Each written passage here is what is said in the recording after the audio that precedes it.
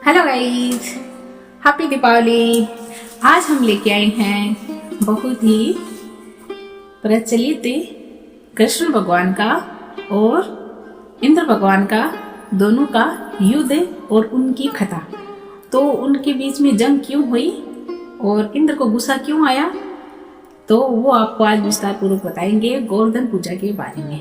तो आप सुनो। पहले तो हम बताते हैं कि ये क्यों मनाया जाता है। कार्तिक मास की शुक्ल पक्ष की प्रतिपदा को गोवर्धन उत्सव मनाया जाता है। इस दिन बलि पूजा, अन्नकूट, मार्गपाल आदि उत्सव भी संपन्न होते हैं।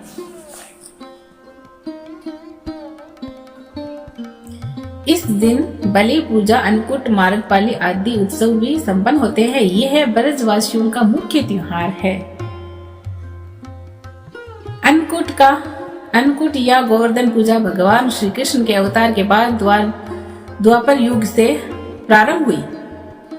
गाय, बैल आदि पशुओं को स्नान कराके फूल, माला, धूप, चंदन आदि से उनका पूजन किया जाता है।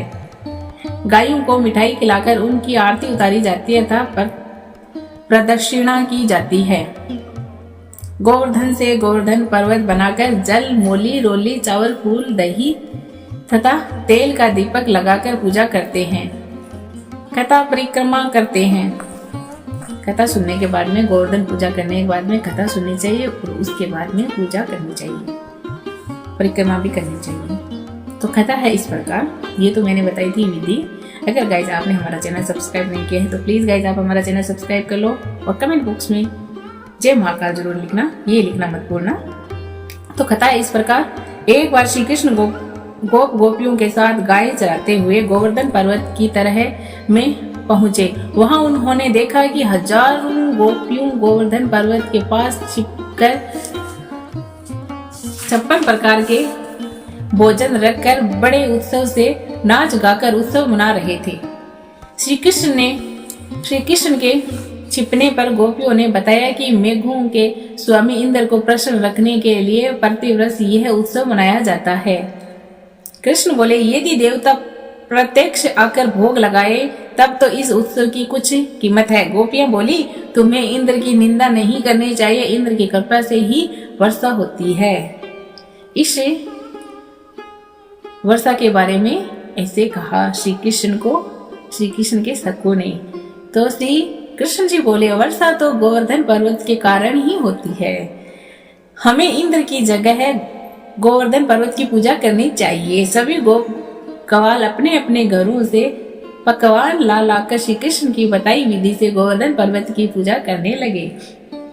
इंद्र को जब पता चला कि इस वर्ष मेरी पूजा न करे, गोवर्धन की पूजा की जा रही है, तो वह बहुत कुपित हुए और मेघों को आज्ञा दी कि गोकुल में जाकर इतना पानी बरसाओ कि वहां पर प्रलय का दृश्य उत्पन्न हो जाए।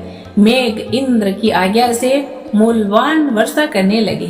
श्री कृष्ण ने सब गोपियों को आदेश दिया कि सब अपने अपने गाय बछड़ों को लेकर गोवर्धन पर्वत की तराई में पहुंच जाएं। गोवर्धन ही मेघों से रक्षा करेंगे।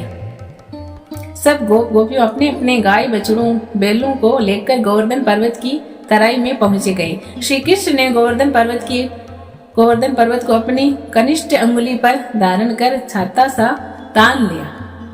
सब ब्रजवासी 7 दिन तक गोवर्धन पर्वत की शरण में रहे।